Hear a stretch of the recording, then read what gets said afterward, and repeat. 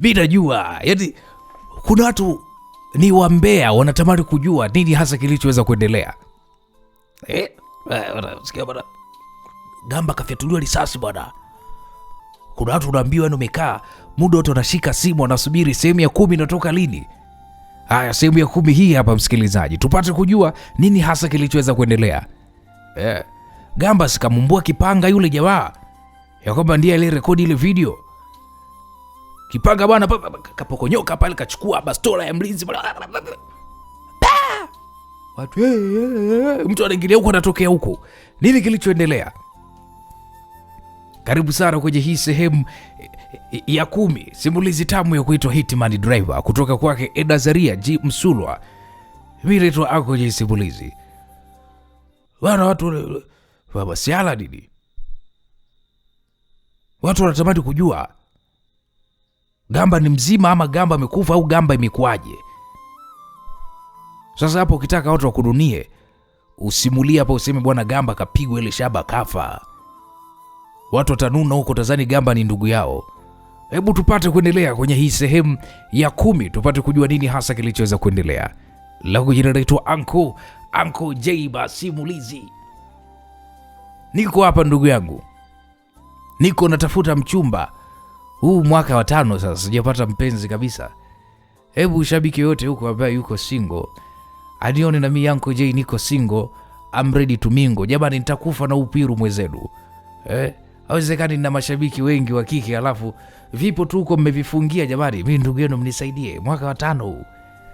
Natafuta mpenzi mimi. Naam. Hiyo ni sauti ya Gamba msikilizaji. Msije mkadhani kwamba mimi Anko J natafuta mchumba. Gamba huyu anawatanieni kidogo. Kuna watu hapa kataka sema Anko na upiru mwaka wa 5 huu. Ngoja nikamblesi tubakane. Nani kasema? Karibu sana kwenye hii sehemu ya 10, tupate kujua nini kilichoweza kuendelea. Karibu.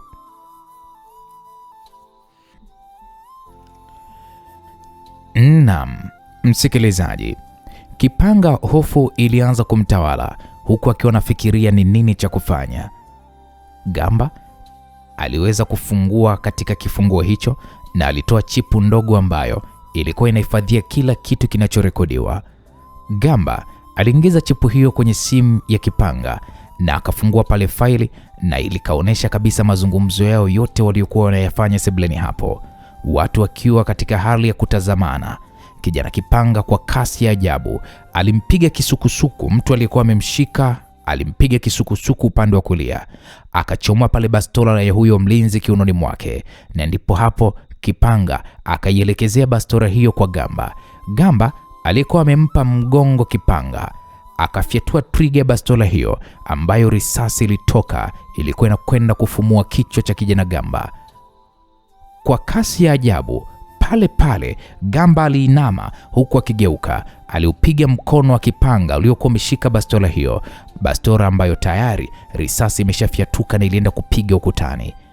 Kipanga alijikuta kirudishwa nyuma kwa kasi huku teke la Gamba likimpiga tumboni mwake na kumfanya kijana Kipanga atoe ukelele wa maumivu makali mno, kwani pigo hilo ni la kushtukiza. Kipanga hakutegemea. Gamba alimnyanyua kwa kasi Kipanga, akamwangusha chini huku akimpigiza mgongoni na kumfanya Kipanga zidi kupata maumivu makali mno ya mgongo. Mlinzi mmoja wa Don Rafael alimpiga Kipanga kichwani na kitako cha bunduki na kumfanya Kipanga azime papo hapo. Gamba alisimama huku akimtazama mzee Mashushu pamoja na Don Rafael ambao walishuhudia tukio la Gamba alilolifanya kwa Kipanga. Mimi ninamuua huyu, mzee Mashushu alizungumza huku akiwa anaokota bastola aliyokuwa ameishika Kipanga. Gamba akasema hapana, inabidi tumuoje huyu. Gamba alizungumza huku akimtazama Kipanga aliyekuwa amezima. Don Rafael akasema, hebu mpelekeni huyu kwenye chumba cha mateso. Don Rafael aliwaamrisha vijana wake na wakamburuza Kipanga kumtoa nje. Ase, mzee mwenzangu Mashushu, mbona unawasaliti wengi sana kwenye timu yako? Aise, sijategemea kabisa kama huyu mjinga anaweza kanisaliti. inabidi uvunje timu yako ya walinzi wako na utafute walinzi wengine. Howard wenye watakuangusha. Don Rafael alizungumza huku akimtazama mzee Mashushu aliyekuwa na mwagikwa na jasho. Gamba, tutafanya nini Gamba? Mzee Mashushu alizungumza huku akimtazama Gamba usoni mwake.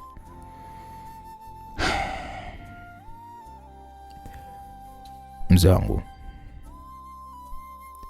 hapo kitu cha kwanza ni kuhakikisha unavunja uwezekano wa video hiyo kusambaa kwenye mitandao yoyote ya kijamii, hata kwenye vituo vya television. Hakikisha hii video haisambai na kuwafikia wananchi. Gamba, sasa hiyo inawezekanaje? Teknolojia kwa sasa imetawala duniani kote. Kuna video nyingi, video za aina mbalimbali huwa zinavuja, hususan za viongozi wengi tu. Wanachokifanya ni kuhakikisha video hizo hazisambai, na kuna wadukuzi wanaofanya hiyo kazi, na kuja kuona video zikivuja popote pale. Sasa tunawapataje hao watu? Ni kumuuliza Amina. Amina hawezi kukosa kuwatambua. Jamani, kwani huyo Amina ndo nani? Don Rafael aliuliza hilo swali. Mzee Mashushu akasema, unajua Amina ni binti mmoja hivi, anashughulika na mambo ya IT.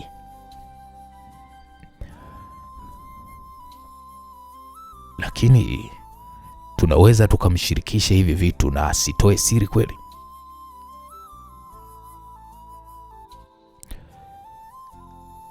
Wazee wangu, mimi Amina ninamwamini, lakini sijajua nyinyi kwenu nyinyi mnamwonaje. Gamba, kama anaweza kuifanya hii kazi na video ikapotea kabisa na isiweze kuruka hewani wananchi wakaiona, basi muite huyo Amina aje hapa ifanye hiyo kazi. Okay, sawa. Gamba alitoka nje na kisha akampigia simu swaiba wake Amina. Kaka, niambie. Poa tu, uko wapi? Nipo home, nimepumzika. Si unajua tena leo jua la weekend.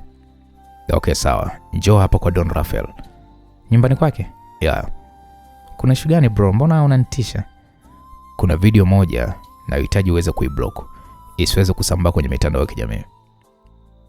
Source ya hiyo video mnayo? Ndio. Chip yake ninayo. Okay, poa. Ni kazi ya madam au?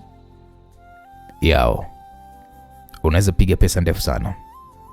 Ila yako 60, yangu 40. Ninachokupendea bro ni hapo tu. Nina imani hutoniangusha. Wala tosijali. Okay, poa, na kutegemea ndani ya muda mgani sasa utakuwa umefika? Nachukua boda. Hadi kufika hapo ni faster tu kama dakika 20 hivi. Okay, sawa, basi fanya hivyo. Gamba alikata simu. Alijifikiria kwa muda kidogo, alitafuta namba ya Glory, akaitazama kwa sekunde kadhaa na kisha akarudisha simu yake mfukoni. Alimpigia simu Dr. Goodluck. Bwana kaka, umemkaje ndugu yangu? Tunamshukuru Mungu.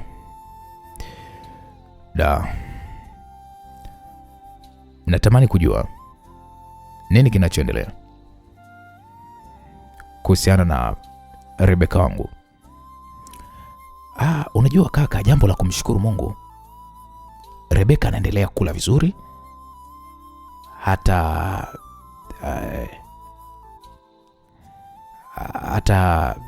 nani yale mahoka yale alokuja nayo jana, yote yameshuka.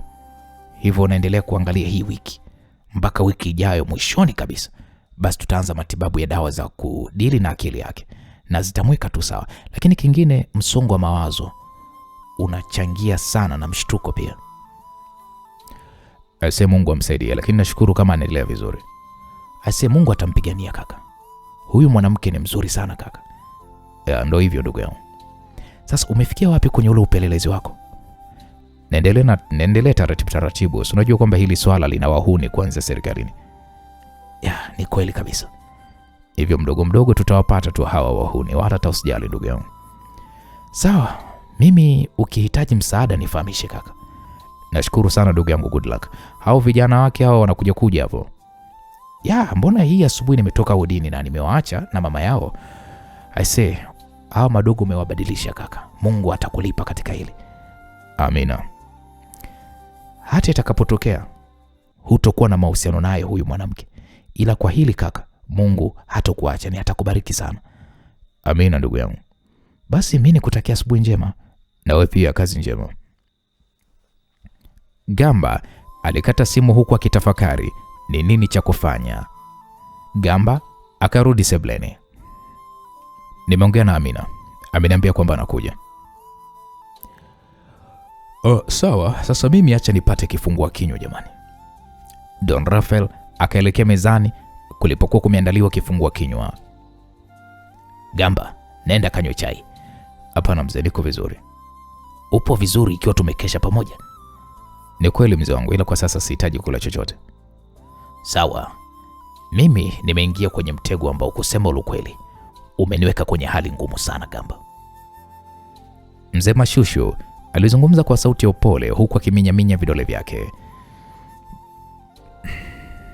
Mzee wangu, kila kitu kitapita. Sijui ni kwa nini sikumwona huyo msichana akija kuwa mharibifu wa namna hii. Sijui ni kwa nini. Story yake ipo sasa, ila itapita mzee wangu. Kikubwa ni kujua namna gani ya kuweza kuicheza. Muda mwingine wanawake tulionao wanaweza kutuingiza kuzimu, na pia wanawake hao wanaweza kutuingiza peponi vile vile. Una maana gani Gamba? Unamaanisha nini? Hali ya kuua watu wa Glory au kumteka baba yake hayakuwa maamuzi mazuri. Ninatambua mzee wangu, hayakuwa maamuzi yako. Mwisho wa siku ni kwamba maamuzi ya mke wako yaliongozwa na hisia pasipo kutumia akili, ndio yametufikisha hapa tulipofika. Swali ni kwamba, je, tutatokaje? Ndio kitu cha msingi. Ila wakati mwingine inabidi uamini kwenye maamuzi yako mzee wangu. Ila ni kweli unachokiongea. Kwa namna nilivyomtazama Glory, sidhani kama anaweza kumuua Rozi. Unamaanisha nini? Tusimwekea 100% kwamba anaweza akamuua Rozi. Na istoshe walishaonana kwenye hali nzuri, wakaitana wifi na wakazungumza vizuri. Sidhani kama kweli Glory ana ujasiri wa kunyosha bastola na kumuua, au hata tu mtu wake anayeweza kumuua Rozi. Sidhani kama wanaweza kumuua Rozi. Gamba, unajua yule Glory akili zake ni hazitabiriki. Ni kweli mzee wangu, ila kwenye kila binadamu, hata kama ni mbaya kiasi gani au hata kama katili kiasi gani, kuna sehemu ya moyo wake huwa ina huruma kwa mtu au watu fulani. Na ndio maana unaweza kukuta Osama alifanya mashambulizi kwa Wamarekani bila huruma, ila hakushambulia watu wa jamii yake. Japo ametambulika kama gaidi namba 1 na mwenye roho mbaya duniani, ila sidhani kama yuko hivyo alivyotangazwa. Aise, ninachokishauri mzee ni kwamba kwa sasa hebu tushughulike na hili la video. Sawa. Hapo Gamba alimtazama mlinzi wa Don Rafael aliyekuwa anamnong'oneza. Sasa bwana, naona kijana wenu ameshafika, huyo binti wa kuitwa Amina. Don Rafael alizungumza na Gamba akatoka nje akaenda kumpokea Amina. Karibu Amina. Nashukuru. Ngoja kwanza, hivi hawatambui chochote kuhusiana na kazi zetu? Hamna chochote wanachokijua. Hapo poa. Waliingia ndani na Gamba alimtambulisha Amina kwa Don Rafael. Jisikia upo huru Amina. Jisikia upo nyumbani. Nashukuru. Amina, tuna muda mchache sana. Kuna mtu ameishikilia hii video na anahitaji kuisambaza kwenye mitandao ya kijamii. Gamba alizungumza huku akimwonyesha Amina video hiyo iliyopo kwenye simu. Hebu kwanza nione. Amina alichukua simu na kisha kaitazama video hiyo.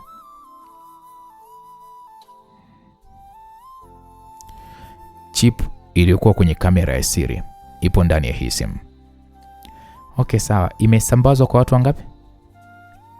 anayo mtu mmoja tu, ila akaituma kwa simu ya mzee hapo pamoja na mke wake. Okay, poa, ngoja kidogo. Amina alichomeka waya wa USB kwenye laptop yake na kisha aliuchomeka katika simu ya Kipanga. Alianza kuiminyaminya button za laptop yake huku kila mtu akiwa yuko kimya.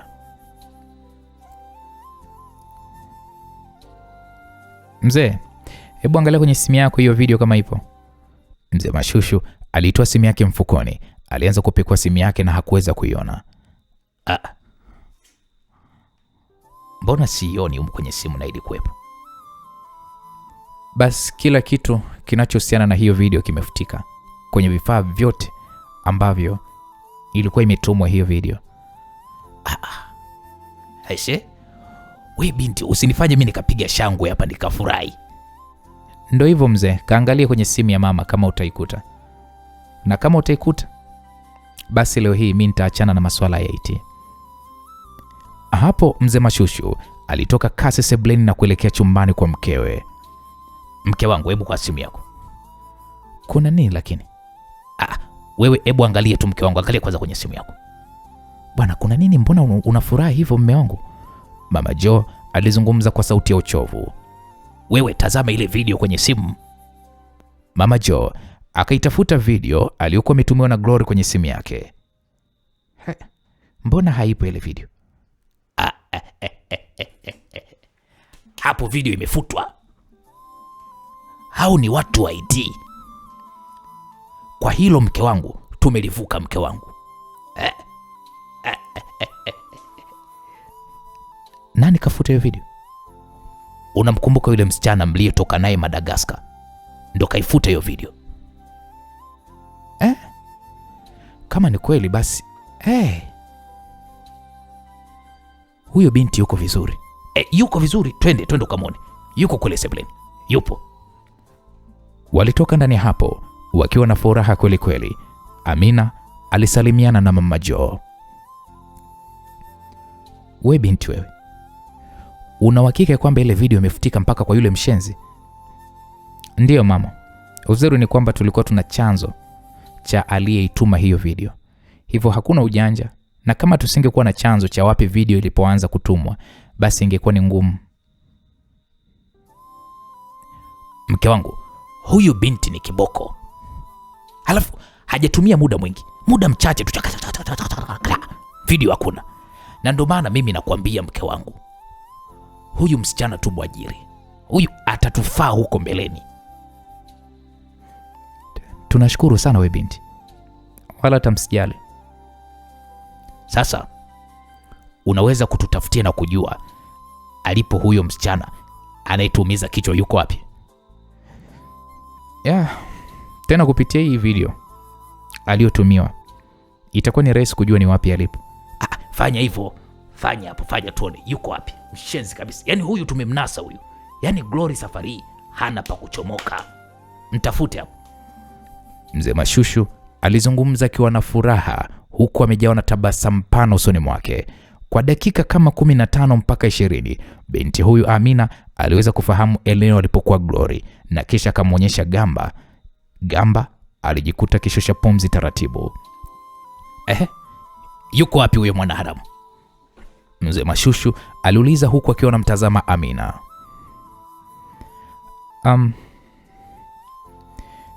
Yupo hapa Tanzania. Na eneo ambalo yupo ni hili hapa. Mzee Mashushu na mkewe wakatazama eneo alipokuwa Glory. We binti wewe, hebu ngoja kwanza. Una uhakika? Kama nilivyokuwa na uhakika wa video kufutika. Baba Rozi, hapa si nyumbani kwetu hapa. Ndio, ndo maana hata mwenye nashangaa. Kwa Glory amemshikilia Rozi ndani ya nyumba yangu ama ni vipi? Ndio. Amina alijibu kwa kujiamini na kuwafanya mzee Mashushu na mkewe wazidi kujawa na mshangao, kwani kila mtu hakufikiria kama Rozi anaweza kuwa eneo hilo. Ebana, mambo yanazidi kupamba moto. Je, alichokifanya Amina juu ya eneo lipokuwa Glory na Rozi ni kweli kwamba yupo Tanzania nyumbani kwa mzee Mashushu? Na kama yupo nyumbani kwa mzee Mashushu, sasa nini kilitokea? Yaani limekuwaje? Jamani, hebu twendeni kwanza nyumbani. Twendeni kwanza. Mzee Mashushu alizungumza na kwa hasira kweli kweli, na wakatoka ndani hapo na wakakimbilia kwenye magari na kuondoka, huku Amina akiwa amepanda gari moja na analoliendesha Gamba. Wakafika karibu na nyumba ya Mzee Mashushu. Gamba alisimamisha gari kwa mbali kidogo na nyumba hiyo. Mbona umesimamisha gari? Mzee Mashushu alizungumza kwa sauti ya upole huku akiwa anatazama getini kwake. Mzee wangu, huu unaweza kuwa ni mtego. Hatuwezi tu kwenda kama manyumbu, itakuwa sio kweli. Gamba alizungumza huku akishuka ndani ya gari, huku akiwa ameshika bastola yake. Alianza kutembea kwa mwendo wa haraka, mwendo wa umakini wa hali ya juu, na alifanikiwa kufika mpaka getini. Simu yake ikaita kijana Gamba. Akatazama walipokuwa wameacha magari, akaitoa mfukoni. Gamba, Rozi. Na kuona unavyokwenda getini. Natambua location. Inaonyesha kwamba nipo nyumbani. Hilo ukweli ni kwamba sipo hapo nyumbani. Unazungumza ukiwa wapi? Gamba, siwezi kukuambia wapi nilipo. Najua unataka kuniokoa ukiamini mimi nimetekwa. Ila Gamba, nakuomba unisikilize kwa umakini kakaangu. Naamini uliona kilichotokea kwa wale watu waliouawa, kwa sababu kwenye video wewe pia mwenyewe upo. Mimi nataka kuwakomesha hao wazazi wangu na niwafundishe somo la kwamba wao hawana mamlaka ya kuweza kudhulumu maisha ya watu wengine kisa tu wao kwamba wana nguvu. Rozi alizungumza kwa msisitizo na hisia kali mpaka mwenye Gamba kashangaa. Hivyo nahitaji wazazi wangu walipe kiwango cha pesa walichoelezwa. Na location inaonyesha upo ndani. Kuna nini kwani? Kuna drone iliangusha simu yangu makusudi iliyokuwa inatumiwa na Glory. Na ipo eneo hilo ndani hapo. Na nilijua tu mtaidukua simu yangu. Lengo lako Rose, umefanya hivi ni nini? Ni kuwadanganya tu. Unahakika plani yako unayoifanya ni sahihi? Nahitaji kupima upendo wa wazazi wangu. Kama hawatolipa hiyo pesa ambayo Glory anahitaji, najua hawatakuwa wananipenda. Rozi, hivi unajua kama Glory ni mtu hatari sana? Bora Glory kuliko wazazi wangu. Gamba, tafadhali na kuomba usiwaeleze juu ya hili. Wewe jua tu mimi sijatekwa, niko sawa. Okay. Sawa, nimekuelewa. Nashukuru kwa kunielewa. Naam. Simu ilikatwa na Gamba liminya pale kitufe cha kengele na walinzi walifungua geti na wakaingia ndani. Bro, mnaendeleaje? Si tuko poa, tu wazima huko. Ya salamu. Mbona sasa wamesimama kule? Mlinzi aliuliza mara baada ya kuona gari 4 zikiwa zimesimama mbali kidogo na eneo hilo. Gamba hakujibu chochote zaidi tu kuendelea kutembea ndani ya hiyo nyumba huku akiwa anaangaza kwenye bustani. Amina, hebu ingia ndani. Gamba alikata simu na Amina naye akakata simu, akashuka ndani ya gari na kuingia ndani ya nyumba ya Mzee Mashushu. Location ya simu inasoma iko wapi? Hebu ngoja kwanza. Amina alitazama laptop yake na wakaelekea mpaka eneo lenye maua ya mapambo na wakaona simu ikiwa iko eneo hilo. Ina maana simu ilikuwa ipo humo. Waliituma kwa drone. Kutoka wapi? Sijui. Ila kama kutoka Madagascar, basi wametumia drone za jeshi zenye kasi mno. Sasa mbona mimi nitaonekana muongo? Kwa sababu gani? Si nimewaeleza location nasoma hapa. Sawa, ni sahihi. Simu si hii hapa. Ila watu hawapo. Au tukague nyumba nzima? Ni wazo zuri pia. Walikagua nyumba nzima. Hapakuwa na uwezo wa Rose wala Glory zaidi tu ya walinzi pamoja na wadada wa kazi. Walitoka nje na kurudi kwenye magari. Tumekuta hii simu eneo la maua. Gamba alizungumza huku akimwonyesha Mzee Mashushu na mkewe simu hiyo. Sasa hii ina maana kwamba hawapo ndani ya nyumba. Sasa simu imeingiaje pale ndani akati kuna walinzi? Watakuwa wametumia drone kuisafirisha hii simu. Mimi siamini. Hebu twendeni ndani ya hiyo nyumba. Mama Joe alizungumza na wakaendesha magari hayo yenye walinzi wa Mzee Mashushu pamoja na Don Rafael. Mzee Mashushu na mkewe walishuka ndani ya gari na walinzi wengine wakaikagua nyumba, huku Amina na Gamba wakiwa wamesimama nje ya gari walilokuwa wamepanda. Gamba, unahisi ya kwamba kuifanya hii kazi ni sahihi? Kazi gani? Ya kuwa mlinzi wa watu kama hawa ambao kwa kile nilichokiona kwenye video kimenishtua. Ujue napoteza muda tu, alafu kuna kazi. Tukitoka hapa nahitaji ukanisaidia. Kazi? Kuna rafiki yangu nilisoma naye miaka ya nyuma. Baada ya kumaliza sekondari, kila mmoja alipita njia yake, na mwisho wa siku nimekuja kukutana naye majuzi tu akiwa amechanganyikiwa. Maskini. Kwa nini? Mumewe alikuwa ni askari wa kikosi cha kupambana na madawa kulevya. Sasa aliuawa siku ambayo ilikuwa ni sherehe ya mkewe ya kuzaliwa. Hivyo kuanzia hiyo siku akili yake haiko sawa na mali zao zimechukuliwa. Na kijana wake mdogo nilikutana naye akiwa anauza hizi ice cream za vijiti. Mali zao zote walizokuwa nazo zimechukuliwa na ndugu wa mumewe. Hivyo nahitaji kujua nani amehusika kwenye mauaji yale. Ameuliwa lini? Mwanae anasema ni miaka miwili hivi nyuma. Miaka 3 au 2 nyuma ni mingi ujue. Tena unakwenda mwaka wa 3. Ila sema alipouliwa kulikuwa kuna kama kamera ambazo zilirekodi tukio, ila nasikia ushahidi ulipotezwa na askari wao wenyewe. Wanasema kwamba eti wanafanya upelelezi. Hadi leo hii huo upelelezi hujakamilika. Basi hapa inaonyesha kuna mkubwa anahusika. Ndio maana yake hata mimi nahisi hivyo. Okay, sawa. Tutajua nini cha kufanya ndugu yangu. Cha kwanza tufike eneo hilo lenye hizo video za kamera, na kisha nitaweza kudukua code za CCTV kamera kuangalia rekodi za nyuma. Basi tunaweza tukapata kitu na wapi pa kuanzia. Okay, sawa. Naam, wakawaona pale Mzee Mashushu na mkewe wakiwafuata. Gamba, hebu kwanza nipatie hiyo simu. Mama Joe alichukua simu hiyo na kuitazama. Simu ya Mzee Mashushu ikaanza kuita na kuwafanya wote wamtizame. Alitoa mfukoni na kisha kaipokea. Yes, hello.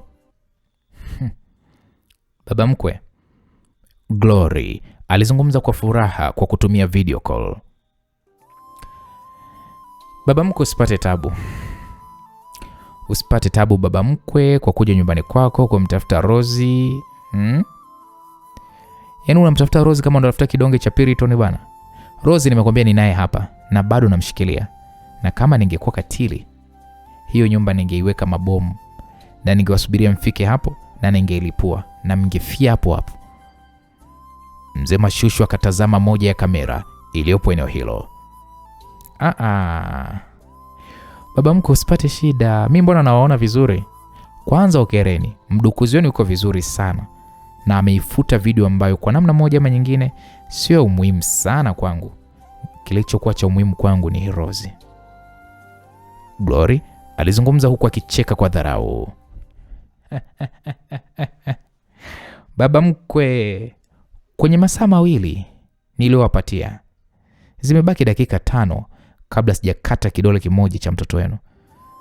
Na nitakuwa nafanya hivyo kila baada ya dakika 5, na nitawatumia video inayowaonyesha jinsi ninavyokata kidole cha binti yenu. Lakini wewe Glory unataka nini? Nataka pesa baba mkwe. Niseme mara ngapi kwamba nataka pesa? Na kutoka ngomba umechelewa basi dau linaongezeka. Kwa sasa nataka $800,000, so 500 tena. Wewe acha upumbavu wewe. Unahisi shilingi 800 hiyo? Huyu anataka nini wewe? We Glory wewe, hebu tusikilize wewe. Tena nisikilize wewe kichaa. Ukijifanya wewe ni kichaa, basi mimi ndo kichaa zaidi yako. Hizo pesa hatuna na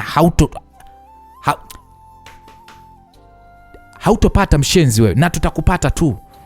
Mama Jo alidakia hii simu kwa hasira kweli kweli. Mke wangu ndo nini sasa? Nini sasa? Nini sasa? Hawezi kutupelekesha huyu.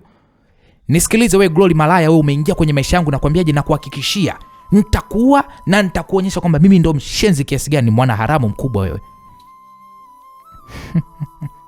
Mama mkwe, usipaniki sana bwana Sawa, utaona kidole cha mrembo wako hapa. Muue, ila pesa hutopata. Mshenzi nini wewe? Mke wangu. Mwache bwana, muue bwana wewe. Unataka kuniambia nini sasa hivi? Unataka ufanye muamala wa dola milioni 800 kirahisi tu? Anajua ni miaka mingapi tumepambana kufika hapa tulipofika. Na usije ukasahau kwamba mimi ni mwanzilishi wa hizi pesa. Hapa pesa kutoka haiwezi kutoka. Mimi ndo nitakayeidhinisha, kwa siwezi kuidhinisha hizo pesa. Kama anataka kumuua huyo Rose, amuue. Pesa tutoi.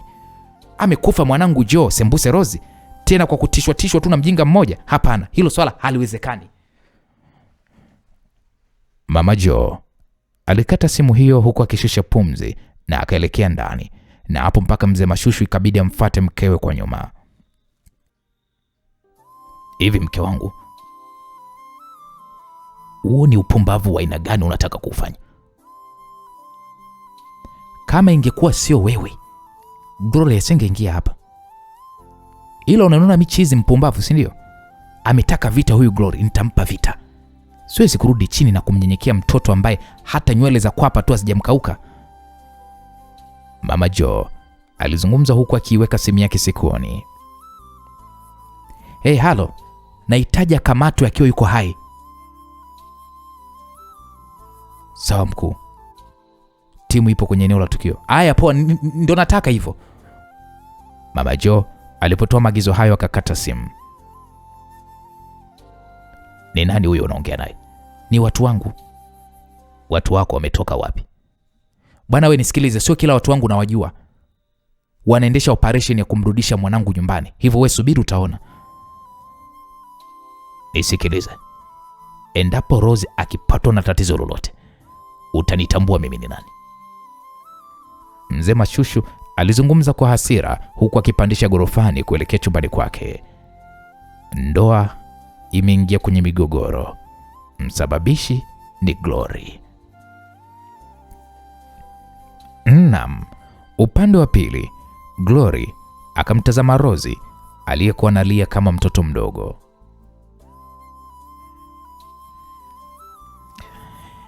Nisikilize wifi yangu Rose. Kwenye maisha, ambaye hawezi kukuacha ni Mungu peke yake.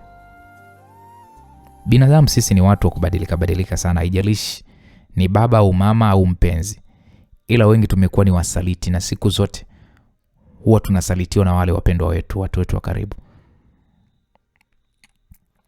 Glory alizungumza kwa sauti ya upole huku akimtazama Rose usoni mwake. Hivi ni kweli mamangu akunifanyia hivyo? Ndo kashafanya. Nilituma hiyo simu makusudi ili ujue ukweli wa wazazi wako. Haki ya Mungu, hata wakifa siwezi kuumia. Haki ya Mungu, nasema ule ukweli. Usiape sana Rose, kwa sababu damu ni nzito kuliko maji.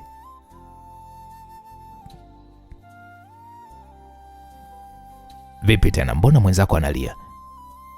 Ilikuwa ni sauti ya baba Glory, ikamfanya Rose afute machozi yake kwa haraka sana.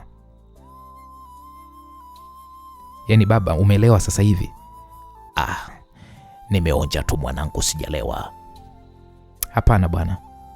Mbona unakuwa hivyo baba? Si nimekwambia lakini uache kunywa. Nisamee mke wangu binti. Mke wangu tena. Nisamee binti yangu. Ila ni kitu ambacho nataka. Kuna kitu nataka nikwambie. Sio sasa hivi, sio muda wako wa kuongea. Utakapokuwa tayari mwanangu utaniambia. Na okay sawa.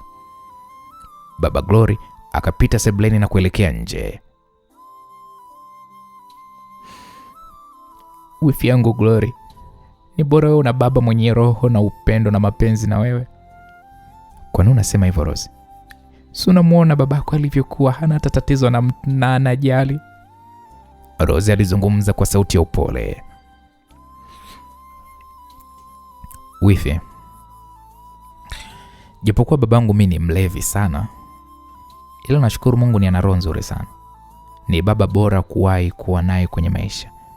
Mamangu mimi alifariki, ila baba alinilea hadi anko alipoweza kunichukua na kunilea. Tunafanya nini wifi ikiwa mamangu ameshamzuia baba situme hela?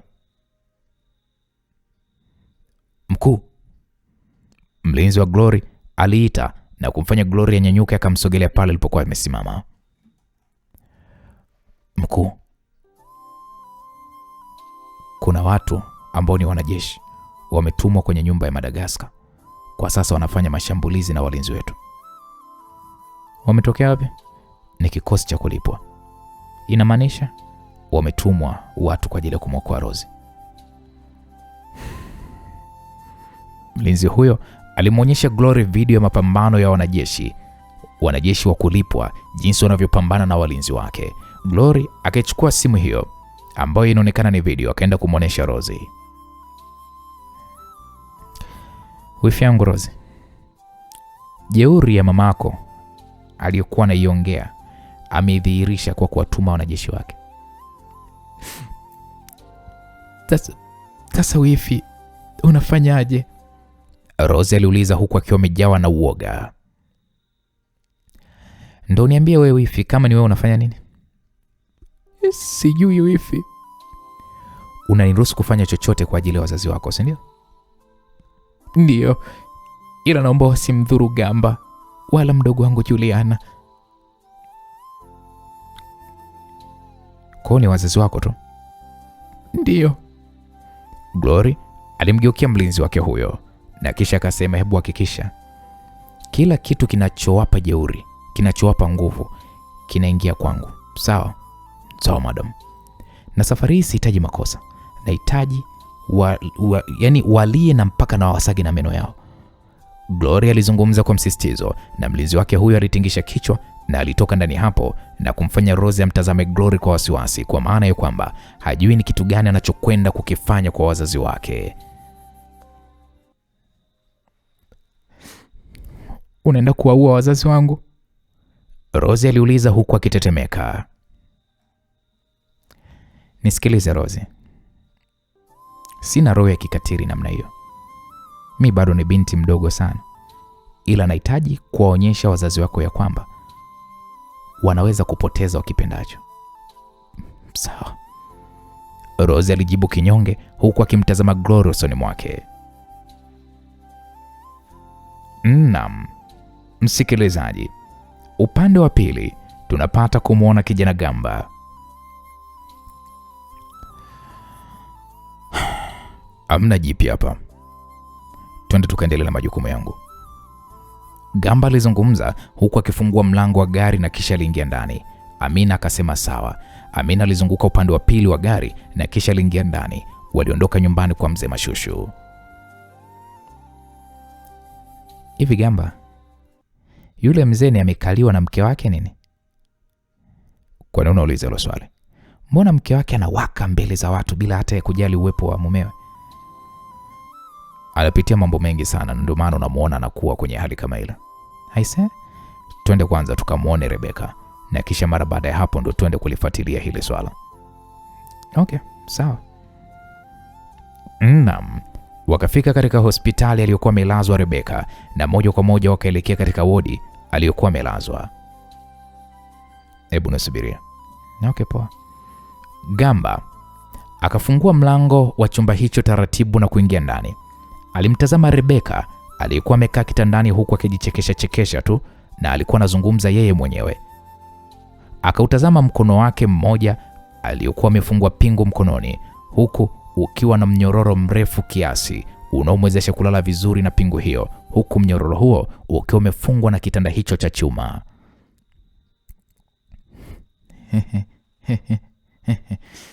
Mmekuja kuniua. Nawaambia hamwezi kuniua. Sifi. Mimi sifi ngo hata mkiniua. Rebeka alionekana ni chizi, alizungumza huku akiwa anarusha miguu yake. Njooni sasa. Njooni mniue. nitawapiga tu. Nitawaua. Mimi nitawaua. Ona. Ni mjegeji. Nitawapiga za vichwa. Piu. Gamba alijikuta machozi yakimlengalenga. Msichana aliyekuwa mzuri na mwenye akili nyingi sasa hivi amekuwa ni mwenda wazimu wa kuzungumza mwenyewe. Gamba alitoka ndani ya hiko chumba. Hey, mbipi? Siwezi kuendelea kumwona akiwa yupo katika ile hali. Gamba alizungumza huku akiwa anajifuta machozi. Mbipi, naweza nikamwona? Yeah. Amina aliingia ndani ya hiko chumba. Mara baada ya kama dakika 5 akatoka. Gamba. Huyu ni amerogwa. Unasemaje? Amerogwa. Sio kichaa kile cha kukipata kwa msongo mawazo. Amina, umejuaje yote hayo? Mimi nilikuwa na shangazi yangu. Alikuwa anaishi Zanzibar. Mumeo alifariki kwa maradhi ya pressure. Tena ilikuwa ni ghafla sana. Hivyo ndugu wa upande wa mume wakamtupia sana makombora pale mahakama iliyoidhinisha kwamba mali zote zipo chini yake. Walimroga na akawa ni mwenda wazimu kama huyo. Akiona kama kuna watu wanamfuata, anataka kupigana nao. Kina baba na ndugu zake wengine walimzungusha kila hospitalini na wakasema ni kichaa tu. Ila kuna shekhe mmoja vipo Zanzibar alimpigia pale visomo na kumshukuru Mungu alipona siku hiyo hiyo. Kwa hiyo unataka kuniambia huyu akiombewa atapona? Kwa 100%. Sina na shaka kwenye hilo. Na tena tunaweza tukamchukua na tukampeleka Zanzibar. Hawezi kuja huku? Sidhani. Ngoja niombe namba yake ili tuongee naye hapa. Fanya hivyo basi Amina. Na okay, poa. Amina alimpigia simu baba yake. Assalamu alaikum. Wa alaikum salam. Hamjambo huko? Hatujambo baba, wazima? Sio huku wazima, tumshukuru Mungu, Mwenyezi Mungu anatujalia heri. Sasa baba, una namba yule shehe aliyemfanyia kisomo shangazi? Nayo kwema, lakini huko kwema tu. Mimi kuna ndugu yangu kidogo ana mgonjwa kama shangazi. Majaribu hayo, hebu mpe pole. Zimefika. Basi wacha mimi nikutumie, Mwenyezi Mungu atamfungulia njia zake na atakuwa salama. Amina. Binti huyu alikata simu. Hazikuisha hata dakika 2 ujumbe wa message uliingia na hapo akampigia simu. Assalamu alaikum Sheikh. Wa alaikum salam. Nani mwenzangu, maana namba hii ningeni kuingumie. Mimi ni Mina, binti wa Omar yule jaji mstaafu. Mina, ni wewe? Ni mimi Sheikh. Sasa una muda tunaweza tukazungumza? Muda ninao, nieleze tu kusema. Mimi nakusikiliza kwema. Nilisikia uko jeshini. Ni kweli Sheikh, ni mwaka wa 6 sasa. Kweli, hongera zako ya. Nashukuru. Sasa Sheikh, mimi na mgonjwa ana matatizo kama ya shangazi. Kama inawezekana, naomba basi unieleze kama unaweza kufanya shughuli huko Zanzibar tumlete, au kama unaweza kaja huko Dar es Salaam pia. Sasa unajua hii itakuwa vyema ukimleta huko Zanzibar kwa sababu na vijana sasa zaidi ya 6. Hivyo gharama nauli kwenda kurudi itakuwa ni kubwa sana na malazi pia itakuwa ni makubwa. Ila ukimleta huku ni nyumbani, kwa tiba tunamfanyia huku. Okay, sawa basi Sheikh, acha nijiandae na mwenzangu kisha nitakurudia. Nashukuru, karibuni sana. Binti huyu Mina alikata simu. Wewe mbona ukiongea na mimi unaongea Kiswahili kizuri tu, ila ukiongea na watu kutoka Zanzibar unaongea kama lafudhi tofauti? Ndo asili yangu mimi Mzanzibari. Hivyo naongea kilafudhi chetu. Huku bara kidogo ndo kumenifanya nitoke kidogo kwenye lafudhi yangu ya Kizanzibari. Okay, amesemaje? Ana vijana 6, anahofia gharama za kwenda na kurudi itakuwa na maladhi pia na chakula itakuwa ni kubwa. Vyote nitagharamikia kama hivyo. Tiketi za watu 7, si ndio? Mpigie niongee naye. Sawa.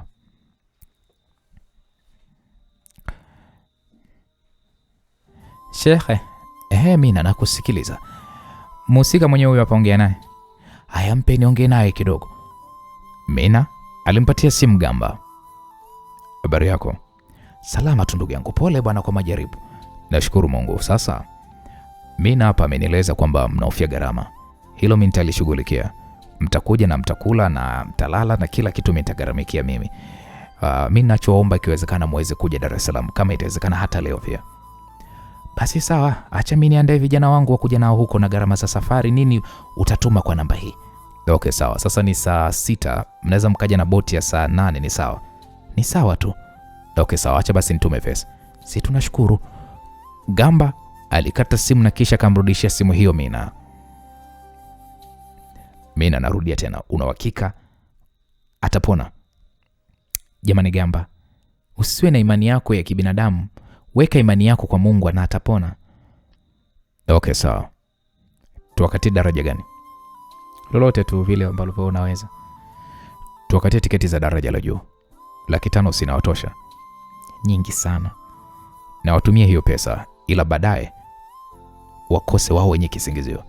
Na kama nitakuwa na mizunguko wote wapeleka nyumba ya Mbezi mwisho kule. Usafiri? Hujanunua gari mpaka leo? Ninalo. Simona nimekuja na bodaboda hapo kwai. Okay, sawa. Najua unataka kunipiga kizinga cha mafuta. Umejuaje? Mafuta yamepanda bei best. Lita saizi buku 4. Faya masiala ni na visenti vyake juu. Sijui ni kwa nini hawagundui kama magari hayatumii maji, yanatumia mafuta. China alishagundua. Ila kutokana na masuala ya kiuchumi wameshindwa kuliingiza sokoni kwa sababu watazuia biashara ya mafuta. Wakitengeneza hayo magari ya umeme mengi yatafunika biashara ya mafuta. Nitajie basi namba. Amina alimtajia Gamba namba ya shekhe, aliingiza kwenye hatua za utumaji wa pesa na akaituma pesa hiyo. Muulize kama ameipata, nimetuma kutoka benki. Amina alimuuliza shehe huyo na akathibitisha kuipata pesa hiyo.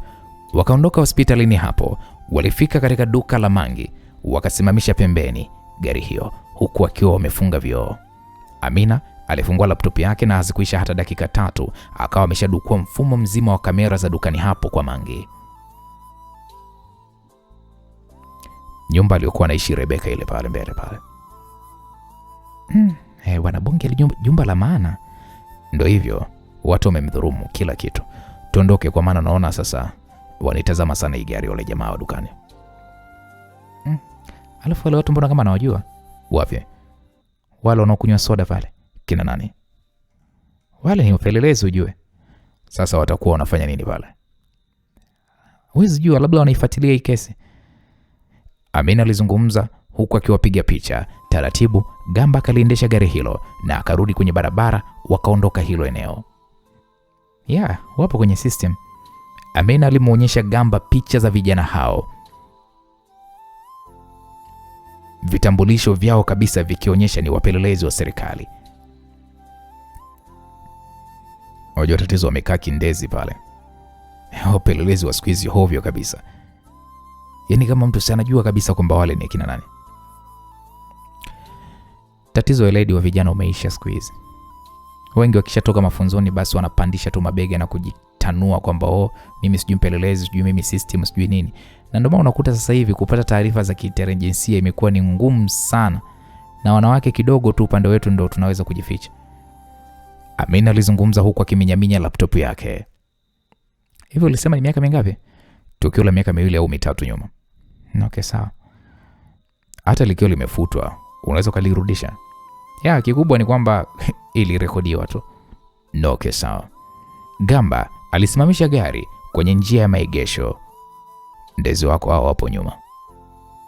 Gamba alizungumza huku akitazama gari aina ya Toyota IST ikiwa imesimama nyuma yao. Ina maana wanatufuatilia au? Ndio. Labda walikuwa na ulivyowapiga picha. Nishuke? Tulia. Gamba alizungumza huku akimwona mmoja wao akifungua mlango na akashuka huku akitazama plate number ya gari hilo. Gamba akafungua mlango na kisha akashuka. Vipi, mbona unalichunguza gari langu, kuna tatizo? Gamba alizungumza huku akimtazama jamaa huyo. Jamaa akasema, sikiliza, tunataka kujua kwa nini mmetupiga picha. Picha? Ndio. Mwambie demu wako ashuke tukague simu yake. Bro, na wazimu nini? Unasemaje wewe? Una wazimu? Mpelelezi wa pili akashuka kwenye hiyo gari ya Ice-T, akasogea alipokuwa amesimama Gamba, akafunua tisheti yake eneo la kiunoni na kumuonesha Gamba bastola. Gamba kwanza alitabasamu. Yule jamaa akasema, sisi ni mafia upelelezi, wametupiga picha nyinyi. Mpelelezi huyo alionyesha bastola na kisha akasogea upande wa mlango alikokuwa amekaa Amina, akagonga kwa nguvu kile kioo. Amina alifunika laptop yake na kuiweka laptop hiyo kwenye siti ya nyuma. Alishuka ndani ya gari. Njoo kumpuuzi wewe. Si tuna macho kama igo. Tunaona kila kona, hata wewe umejificha ndani ya gari. Tunajua. Leta simu yako, tutafute picha ulizopiga. Mnaendesha Ice-T. Mnakuja kutukoromea sisi tuliokuwa tupo ndani ya BMW X5 new model. Yaani kwa akili tu za kawaida. Mnabidi hiyo midomo yenu iwe na adabu. Mina alizungumza kwa kujiamini mno. Unasemaje wewe demu wewe? Wampige pingu huyo, atakwenda kutueleza mbele ya safari. Mina aliguna huku akitoa wallet katika mfuko wake wa nyuma suruali. Akatoa kitambulisho na kumpatia mpelelezi aliyokuwa karibu naye. Naombeni vitambulisho vyenu. Mina alizungumza kwa ukali na kufanya wote watoe vitambulisho vyenu. Na kuwafanya wote watoe vitambulisho vyao. Silaha zenu. Kwa utaratibu wakamkabidhi Mina bastola zao. Ingieni siti za nyuma ili tukawafundishe adabu ya kujua maadili ya kazi yenu. Na msitutishie au msimtishie kila mtu barabarani. Vijana wadogo vyoo hamna mikwara mingi. Hebu ingieni ndani ya gari ese. Au nipige simu kambini mje kuchukuliwa. Samani mkuu, tumekosea.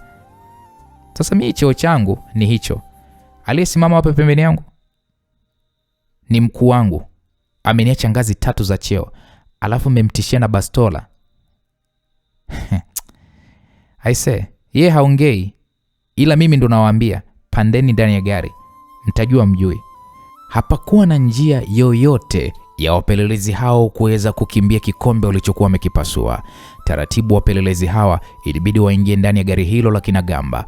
Wakakaa siti ya nyuma na kumfanya Mina akamkonyeza Gamba. Na kisha wakarudi ndani ya gari, wakaondoka eneo hilo na kuwafanya wapelelezi hao wazidi kujawa na hofu.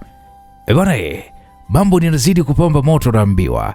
Mina anaamini Shekhe kutoka Zanzibar anaweza akampa kisomo Rebeka na Rebeka akapona. Je, Rebeka atapona? Ni nini watachokifanya wapelelezi hawa walioingia cha kike kumsimamisha Gamba pamoja na Mina? Bwana, walionyesha utovu wa nidhamu. Ngoja tuone kitakachoendelea. Wakuu, tunaomba mtusamee. Sisi hatukujua nyinyi ni akina nani. Wajua nyinyi mnazingua sana. Kwa hapa angekuwa raia wa kawaida sasa hivi, angekuwa na hemea mashine, si ndio? Wapelelezi hao walishindwa kujibu swali waliloulizwa na Gamba. Mina, nisikilize. Hao inabidi tukawaripoti kwa mkuu wa kazi. Najua mnajua ni kosa kuweza kumtishia mtu silaha. Au hata kama wewe ni mwanausalama, hususan nyinyi, hampaswi kabisa kujulikana wala kuhisiwa, ila mnavyojifanya ni wababe sana. Aise, mbona mnapoteza maadili ya kile mnachokifanya? Hapo Gamba alizungumza kwa sauti ya upole kabisa.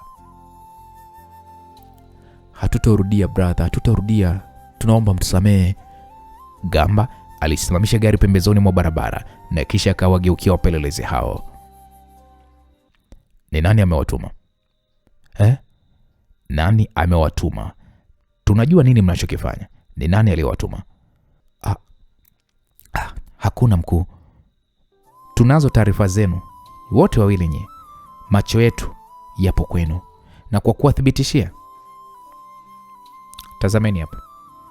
Mina aliwaonyesha taarifa za vitambulisho vyao. Shukeni kwenye gari. Asante mkuu, asante. Wapelelezi hao wakashuka kwenye gari. Gamba pamoja na Amina wakaondoka eneo hilo.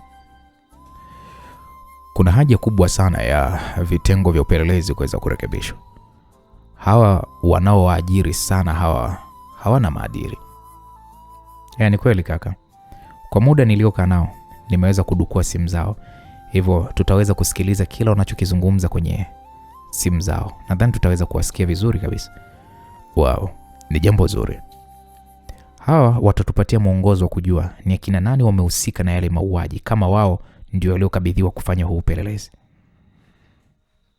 Amina alizungumza huku akiminya laptop yake. Alafu kamishna aliyekabidhiwa kazi ndio huyu hapo. Gamba alimtazama aliyekuwa mume wa Rebecca ambaye kwa sasa ni marehemu. Wamemuona miaka 42. Yeah. Maskini bado alikuwa ni mdogo sana kwenye kazi. Hebu cheki. Amina alizungumza huku akimuonesha Gamba video ya mauaji yaliyotokea miaka 2 na miezi 9 iliyopita. Jamaa mwenye ndo huyo? Ya, ndo yeye. Mwana wewe. Wewe Amina, wewe fundi sana wewe. Hebu ngoja kwa nisimamishe gari kwanza. Gamba alisimamisha gari pembezoni. Hebu pause hapo hiyo video. Amina akapause video hiyo. Wakatazama gari nyeusi aina ya Toyota Crown ikiwa imesimama kwa muda mrefu pembezoni mwa barabara mbele ya duka la mangi. Wakamwona mume wa Rebecca akivuka barabara akiwa na kijana mrefu hivi kiasi. Huyu ni nani pembeni yake? Huyo ni shemeji yake. Oho. Hapo Mina pamoja na Gamba wakaendelea kuitazama video hiyo. Wakawaona wakiingia dukani kwa mangi, wakibeba kreti 2 za bia. Wakawaona wakianza kutembea kuelekea barabarani na gari hiyo ilishusha vioo. Ilikuwa ni vioo vya nyuma upande walipo. Amina, hebu simamisha hapo, simamisha. Alafu zoom huyo aliyetoa bunduki nje. Amina alivuta kwa ukaribu sura ya mtu aliyekuwa amefungua kioo hicho huku akiwa na bunduki mkononi mwake.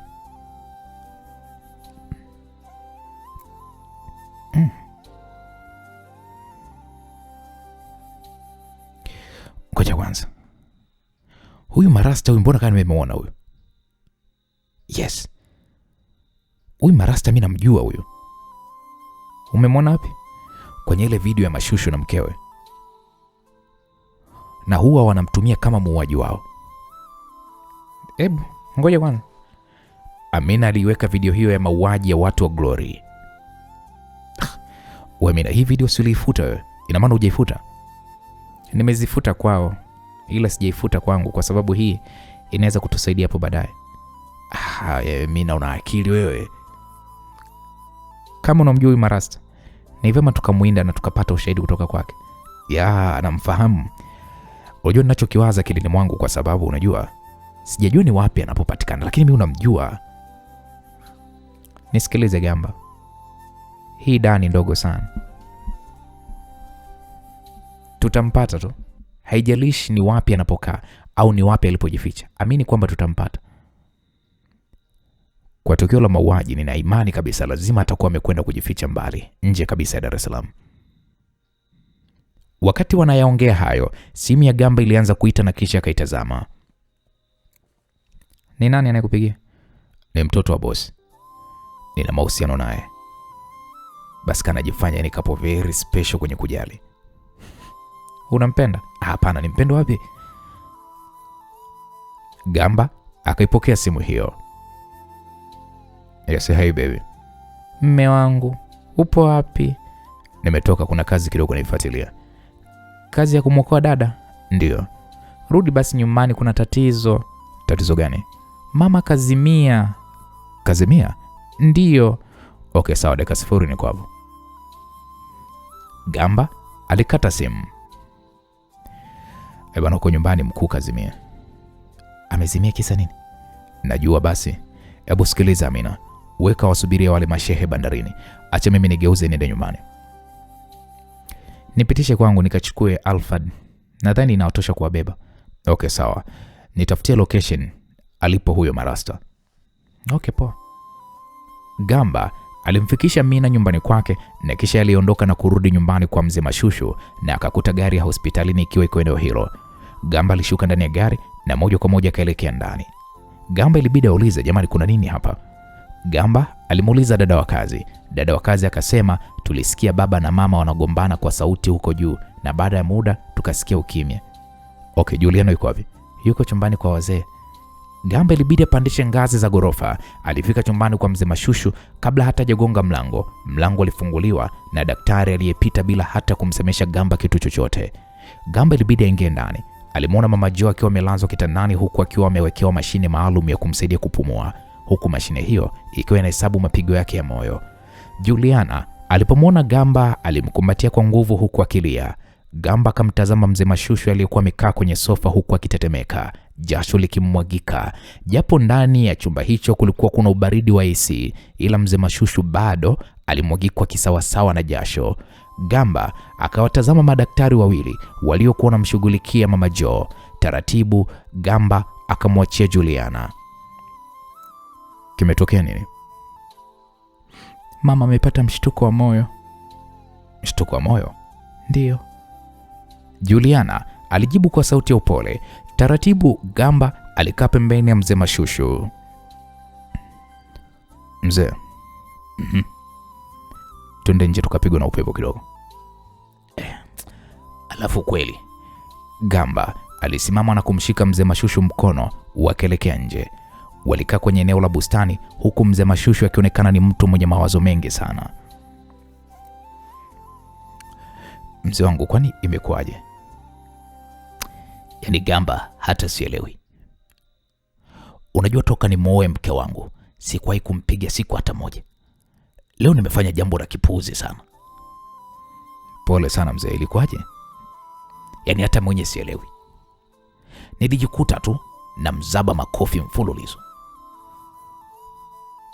Hii ni mara baada ya Glory kuthibitisha kuwa kiwanda chetu cha kutengeneza saruji kilichopo Mbeya anakilipua, na kimelipuka kweli kwa sababu ya mke wangu alituma vijana wake kwenda kumwokoa Rozi, ila wote wameuawa. Amelipua kiwanda cha sementi? Ndiyo, taarifa hii hapa. Mzee Mashushu alitazama taarifa jinsi kiwanda chake kikubwa cha utengenezaji wa saruji kikiwa kimelipuka huku wafanyakazi wengi wakiwa wameuawa. Gamba, mimi kinachoniuma sio kiwanda tu kulipuka. Hapo ndani kulikuwa kuna kiwanda cha siri cha utengenezaji wa madawa kulevya ambayo yalikuwa yanahudumia mabara matatu: Afrika, Asia na Marekani kaskazini. Yaani hapo nimepoteza mamilioni ya dola. Mzee Mashushu alizungumza huku jasho likimwagika. Kwa hiyo mama amepata mshtuko wa moyo au ni vipi? Nimepiga mpaka amezimia. Mzee Mashushu alizungumza huku akiwa anamtazama Gamba. Unajua Gamba, huyu mwanamke ni mpumbavu sana. Mimi nilimuonya sana kuhusiana na kuendesha vitu nyuma ya mgongo wangu, alafu akajifanya yeye ni mjuaji. Ni nini utafanya? Japo kiwanda kina bima kubwa, ila watu waliokufa ni sijui ni wangapi, ila ni zaidi ya watu wengi. Kama ni hasara basi ni kubwa amenipatia huyu mpuzi. Glory amedhihirisha nguvu kubwa alionayo. Amepiga kwenye kitovu cha uchumi wako. Ni kweli kabisa. Hisia za watu waliowekeza pale, hisa za watu waliowekeza pale kwenye kile kiwanda ni lazima zitashuka tu. Yaani Gamba, mimi nachanganyikiwa, nashindwa kuelewa. Tukio alilolifanya Glory sio la kufumbia macho Gamba. Inabidi Glory ashughulikiwe. Lakini usisahau ya kwamba Glory amemshikilia mwanao. Ebu kwanza twende kwa Rafaeli nikazungumze na Kipanga. Okay, sawa. Naam, msikilizaji, waliingia ndani ya gari na kuondoka eneo hilo. Walifika nyumbani kwa Don Rafael. Hawakumkuta nyumbani. Walielekea katika eneo alipokuwa ameshikiliwa Kipanga, wakamkuta akiwa ameshavimba uso kwa kipigo alichokuwa amepewa na watu wa Don Rafael. Kwa hiki kipigo anaona kweli huyu? Mzee Mashushu alimuuliza kijana wa Don Rafael. Akasema ndio mzee. Mzee alimshughulikia vizuri tu, na jamaa hapa akatutajia ni wapi anapofanya mazungumzo ya siri na mkuu wake. Bosi ametoka kwenda hiyo sehemu kuchukua hivyo anavyovitumia kuwasiliana na mkuu wake. Mzee Mashushu alipopewa taarifa hiyo, alifungua vifungo vya shati lake, akalivua na kuliweka juu ya meza yenye vifaa vingi vya kumtesea mtu anayehojiwa. Akaangazangaza macho yake akatazama vifaa hivyo. akachukua pale rungu moja lenye miba ya misumari. Kipanga, kwa nini umenisaliti?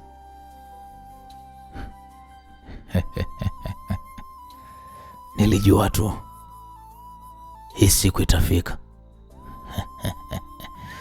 Najua sasa operesheni yetu inakwenda kukamilika au imeshakamilika. Kipanga alicheka kwa dharau huku mdomoni akimwagikwa na damu. Operesheni gani nyinyi mnaifanya? Mzee Mashushu alizungumza kwa hasira na jaziba huku akimpiga Kipanga na hilo rungu mgongoni mwake, na kila alipompiga rungu lilikuwa linaondoka na vipande vya nyama vya ngozi. Sema we mshenzi, sema bwana, zungumza. Leo ni Jumatano naamini hadi sasa kiwanda chako kitakuwa kimelipuka, na sio hicho kimoja tu, ila kila kitu ulicho nacho tunakichukua. We Kipanga, we ni nani wewe? Mzee Mashushu alizungumza huku akitetemeka kwa hasira. Mimi? Ndio we ni nani? Mimi mtoto wa mwanaume uliyemuua yeye na mkewe, kisa tu aliiba jiwe la dhahabu mgodini kwako. Unajua nini? Una dhambi na una damu nyingi sana mikononi mwako we mzee. Sio mimi tu nikamata leo kwa msaada wa huyu mbwa wako asiyekujua kiundani. Wapo wengi kama mimi uliowafanyia unyama wazi wazi. Ulifanya unyama kwa wazazi wetu. Na unajua nini? Gumbo alitukusanya na akatupa maisha, akatupa mafunzo na akaturudisha kwako. Sasa hivi ni wakati wawe kufurahia ulichokipanda. Ukipanda uovu utavuna uovu, ukipanda mazuri utavuna mazuri. Umechelewa sana mzee Mashushu. Hapo mzee Mashushu alizidi kumpiga Kipanga kwa rungu hilo mpaka Kipanga kazima, huku damu nyingi zikimwagika. Mzee Mashushu alitoka ndani ya hiko chumba huku akiwa anamwagikwa na damu zilizokuwa zimemrukia mwilini mwake. Akaona gari 3 zilizokuwa zimeongozana zikiingia eneo hilo. Don Rafael alishuka ndani ya gari moja pamoja na walinzi wake. Kaka, vipi tena? Nilikuwa namshughulikia huyu mpumbavu huyu. Mshenzi kabisa, amenitia hasara mweu. Sasa mzee mwenzangu, unajua tumepata hii radio ya kutuma taarifa kwa njia ya satellite. Ina maana huyu amekuwa akituma taarifa kwa siri sana. Don Rafael alizungumza huko akiwaonyesha Gamba na mzee Mashushu radio aliyokuwa anitumia Kipanga. Huyu jamani jasusi aise. Gamba alizungumza huko akiwa anatazama radio call hiyo. Jasusi? Ndio, tena wa North Korea. Gamba alizungumza huku akitazama radio hiyo na akafanya Don Rafael na mzee Mashushu washangae. Hizi radio zilikuwa zinatumiwa na wapelelezi wa North Korea kwenye vita ya pili ya dunia. Radio hizo wanapotuma taarifa haziwezi kunaswa na chombo chochote cha mawasiliano, hivyo inakuwa ni siri, na wanatumia signal maalum ambazo ni ngumu sana kuweza kumnasa mawasiliano yao wanayoyatumia. Ina maana North Korea wanahusika kwenye hili? Ndio. Nilishawaambia hata Glory ni mmoja wa watu waliopata mafunzo North Korea. Hivyo kama ni vita basi mjue kabisa hampigani na Glory peke yake. Kuna watu wanamwezesha. Kuna watu wanashirikiana nao na wameshaingia kwenye maisha yenu. Hivyo wanaendelea kuwatafuna, na kama leo wamefumua vinu vya kutengenezea saruji, basi watawatia hasara na kisha mara baada ya hapo wanakuja kuwaua. Ukweli ndio huo mzee wangu, hata kama ukiguna. Jipangeni kwa mabaya zaidi, kwa sababu mnakwenda kuweza kukumbana na nyakati ngumu ambazo toka kuzaliwa kwenu hamjawahi kuweza kukumbana nazo. Bwana, mzee Mashushu na Don Rafael mambo yanazidi kuwaendea mrama. Biashara zao zinazidi kuandamwa na majanga kila kukicha, huku akiwa katika hali ya tishio. Wapelelezi kutoka North Korea kuingizwa kwenye maisha yao.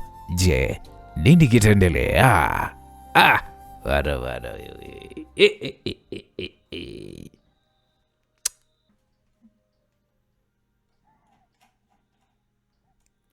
Hii mzee mwenzangu, hii vita ni kubwa. Vita ni kubwa kuliko kawaida mzee mwenzangu. Lazima tujipange kama anavyosema Gamba hapa. Kama wamefika mpaka kwenye eneo la viwanda vyetu na viwanda vyetu vimelipuliwa, hii vita sio ndogo. Gamba, mzee wangu, na kuomba kwa mara ya mwisho. Ndio. Naomba unitafutie Glory popote alipo. Hebu chukua muda wako Gamba. Nisakie Glory popote alipo. Na ukimpata na kuomba unipe kichwa chake. Sitaki kumwona akiwa yuko hai. Nikabidhi kichwa chake. Sawa mzee wangu. Kwa sasa acha kwanza mimi nikashughulikie masuala ya kiwanda. Mzee mwenzangu, nadhani twende wote. Nashukuru sana. Gamba, kama unahitaji pesa, sema kiasi gani unataka. Niambie, nitakupa. Niletee kichwa cha Glory. Huyu binti hawezi akawa anasumbua kichwa changu. Sawa mzee, hakuna shaka. Gamba, nihakikishie unamkamata Glory. Nitamkamata mzee wangu. Asante sana Gamba. Naombeni hii radio call. Nikajaribu kutafuta mwongozo. Sawa tu, chukua tu, haina shida. Don Rafael alimkabidhi Gamba redio hiyo na kisha aliweka ndani ya gari na akaondoka hilo eneo.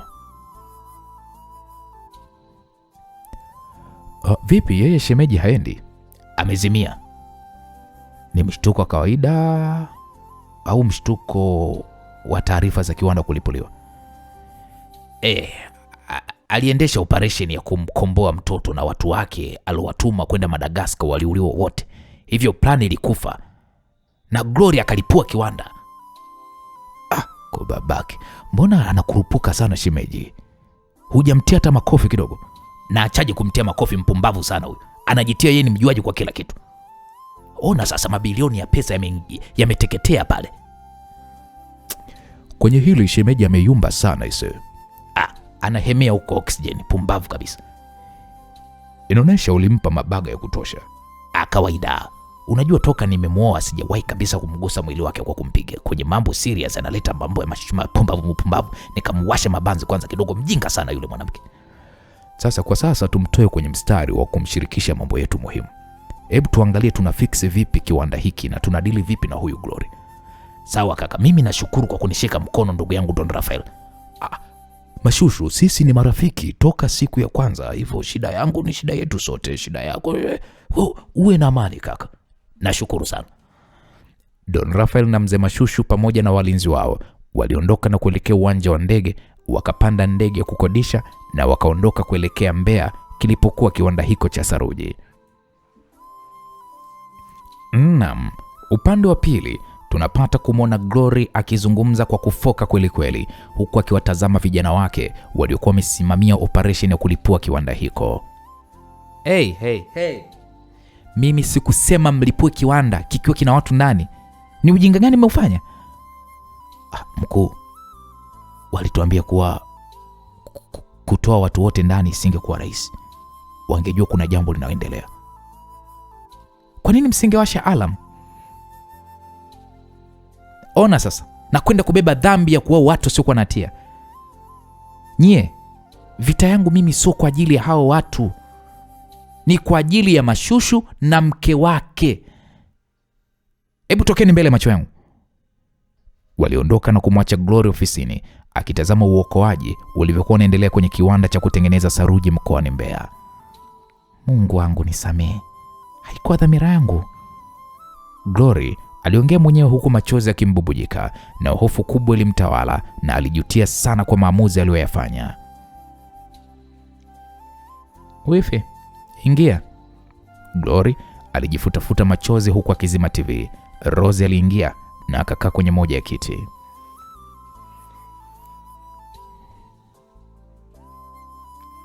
Una tatizo gani wifi?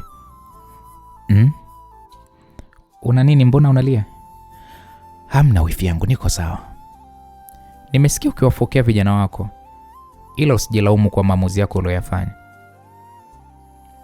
Wifi yangu Rose, hao vijana wamesababisha watu wasiokuwa na hatia kufa. Wale watu wana watoto, wana familia, wana ndugu, huenda ni tegemeo kwenye familia zao. Sasa ona upumbavu waliokwenda kufanya. Najua wifi yangu Glory, ila vita siku zote, vita haina macho. Haijalishi inapiga sehemu gani. Sikulaumu kwa ulichokifanya, ila umefanya jambo la ujasiri ili kuweza kudhihirisha kwa wazazi wangu ya kuwa una uwezo wa kuwadhibiti kwa lolote lile baya wanaloweza kulifanya. Nashukuru kwa kunitia moyo Rose. Wala tosijali wifi yangu Glory. Wifi?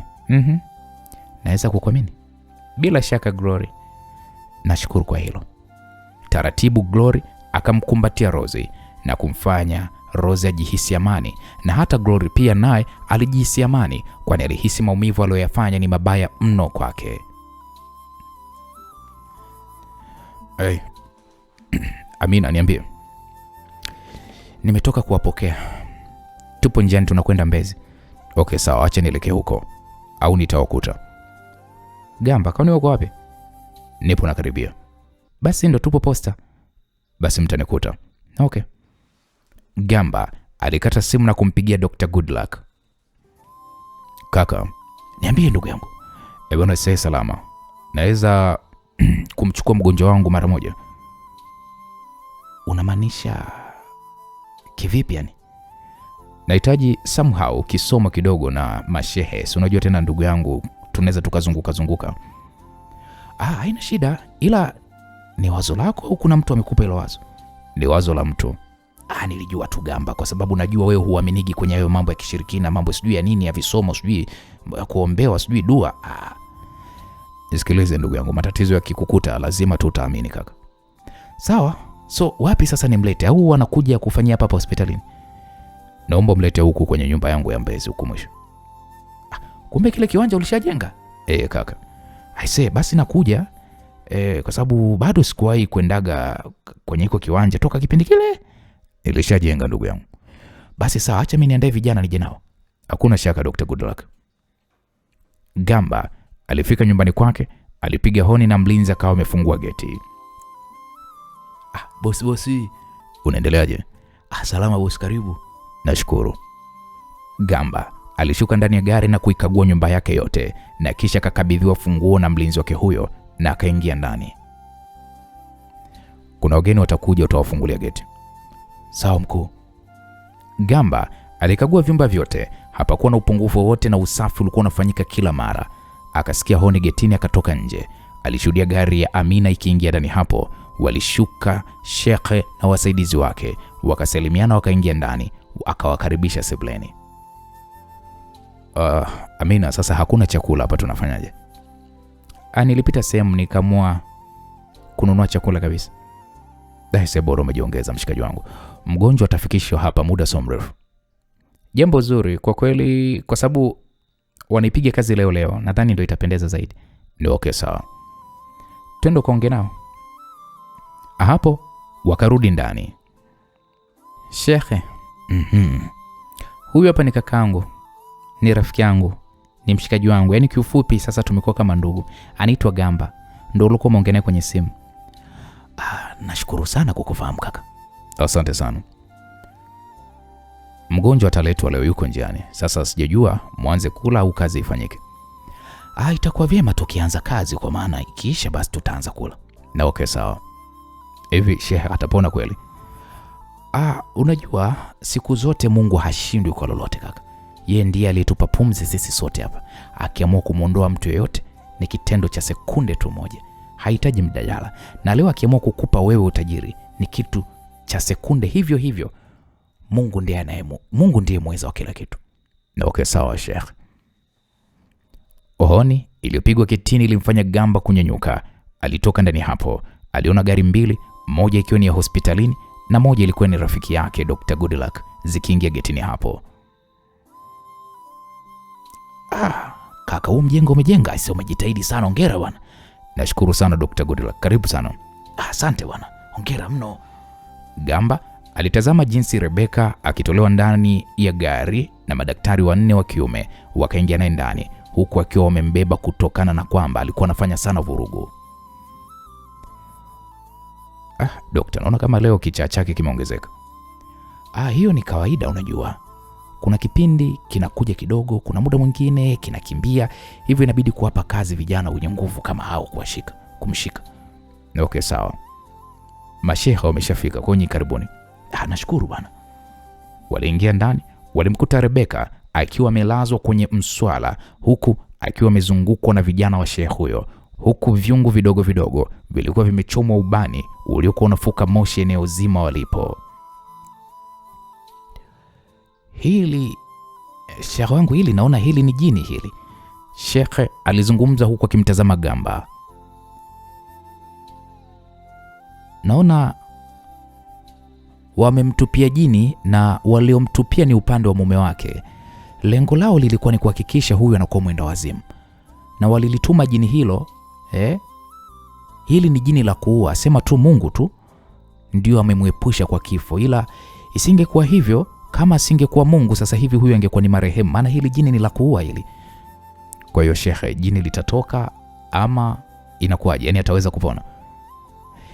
Ndio, waliomfanyia huu ubaya ni mawifi zake wa upande wa mumewe, na walichokihitaji ni mali tu na si kitu kingine. Kwa hiyo shekhe, mali ndizo zimemfanya huyu mwanamke awe hivi. Shekhe wangu, unajua binadamu siku zote tunatenda dhambi kwa mambo haya mawili au matatu: tamaa na wivu. Kuna watu wana tamaa ambazo sio nzuri. Kama huyu mama alikuwa na maisha mazuri na mumewe, wakaingiza umbea kwenye familia yake ili mumewe amwache, ila kwa bahati mbaya mumewe alimpenda sana huyu mwanamke na hakumwacha. Ili kuwadhihirishia ndugu zake kwamba hawapo sahihi, akamnunulia mkewe zawadi ya gari la gharama sana kwenye siku yake kuzaliwa, ila maskini ya Mungu hakuliendesha na matatizo ndio yakamkuta. Sisi tutaongoza dua yetu na Mungu atajalia. Amen. Shekhe pamoja na vijana wake wakaanza kumsomea pale kisomo Rebeka. Mara baada ya dakika kama 5 cha kisomo kikali, Rebeka alianza kurusharusha pale mikono na miguu, huku akitoka na mapovu mdomoni mwake. Gamba akasema, shehe anakufa huyu. Shehe akasema, tulia, hafi huyu, mwacheni, msimshike. Wakaendelea kuzidisha pale kisomo mpaka pale Rebeka alipoanza kucheua mfululizo, huku akitema nywele za binadamu, akawa anatema kucha, alicheua karatasi, akacheua irizi zilizokuwa zimezungushwa. Gamba pamoja na Dr. Goodluck walibaki na mshangao, kwani kwenye maisha yao hawajawahi kukutana na vitu vya aina hiyo. Kisomo kiliendelea ndani kama lisali zima na nusu, mpaka ikapelekea Rebeka akatulia, huku akawa na shangaa tu sehemu alipo. Shekhe akamwita, Rebeka, abe, unajisikiaje? Unajisikiaje? Sina nguvu. Rebeka alilalamika hana nguvu. Gamba alijikuta machozi yakimbubujika kwa furaha, kwani ishara ya kuongeleshwa na anajibu kitu sahihi ni njia tosha inayoridhisha ya kuwa Rebeka amepona. Unajisikia vizuri Unaweza simama? Ndio. Shekhe alimsaidia Rebeka na Rebeka kasimama. Mwenyezi Mungu amefungua dua yetu. Dada Amina, tunakuomba ukamuogeshe na umweke vizuri. Rebeka kaangazangaza ndani hapo. Wewe si Gamba? Ndio, ni mimi. Rebeka hakujali kuchafuka kwake kutokana na alikuwa amecheua. Kwa haraka sana alienda akamkumbatia Gamba. Pale pale alianza kulia. Ulikuwa wapi Gamba? Nipo mpenzi. Hapo Rebeka alizidi kumkumbatia Gamba, jambo lilowafanya watu wafurahi, kwani mtu aliyeletwa kama mwenda wazimu sasa akili zake zimerejea, na alimkumbuka Gamba, mwanaume wake wa kwanza aliyepotezana naye zaidi ya miaka 18.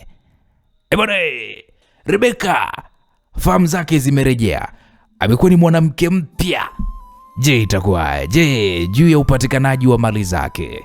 Kwanza atafanikiwa kuzirudisha? Lakini pia unaliona penzi la Rebeka na Gamba. Gamba mwenyewe kwanza hizi yuko na Juliana, mtoto wa mzee Mashushu, lakini Gamba huyo kuna binti anampenda kweli kweli, anaitwa Grace. Gamba na mademu 3 mwanangu mpaka sasa hivi. Rebecca, Juliana, Grace. Bado sasa nikwambie usikose kufuatilia sehemu ya 11. Mimi naitwa Uncle J. Tukutane. Sasa hizi nimemaliza. Gamba nipunguzie mmoja ndugu yangu. Nipe mmoja. Nige Juliana. Bye bye.